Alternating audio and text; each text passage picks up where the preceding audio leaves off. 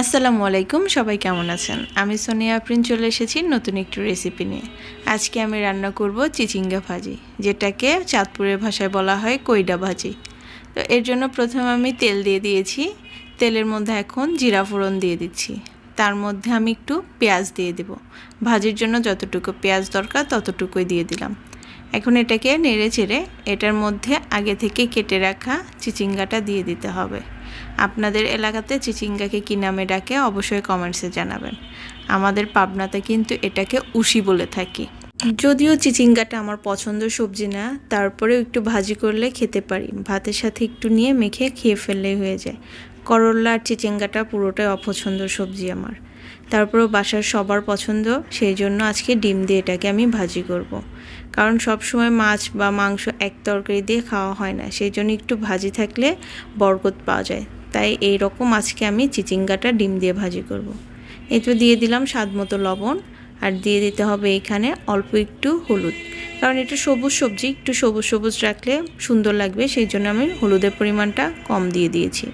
দিয়ে দিতে হবে মাঝখান দিয়ে কেটে নেওয়া কাঁচামরিচ।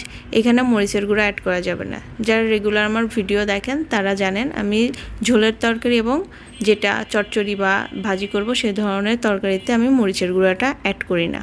এখন এটাকে নেড়ে চেড়ে নরম করে নিতে হবে। আমার দাদি খুবই পছন্দ করতো চিচিঙ্গা।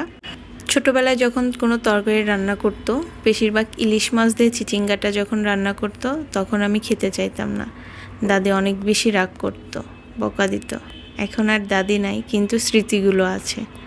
দেখেন এটা নরম হয়ে গেছে। এখন এটার মধ্যে অ্যাড করে দিতে হবে ডিম। ডিম দিয়ে চিচিঙ্গা ভাজিটা এটা আমার শাশুড়ি মায়ের রেসিপি। বিয়ের আগে আমি কখনো এভাবে খাই নাই, এই চিচিঙ্গা ভাজি ডিম দিয়ে। আমি চিংড়ি মাছ দিয়ে খেয়েছি, কিন্তু বিয়ের পরে আমার শাশুড়ি মা এটা বানিয়েছিল, তো খেয়ে দেখলাম মোটামুটি ভালোই লাগে। আর দেখতেও একটা ইউনিক স্টাইল, তাই আপনাদের সাথে আমি শেয়ার করে নিলাম রেসিপিটা। কেমন হয়েছে কমেন্টসে জানাবেন। আর মোটামুটি ছোট বাচ্চাদের জন্য এটা একটা হেলদি খাবার, একটু ঝাল কম দিলে ওরা খেয়ে ফেলতে পারবে রুটি দিয়ে।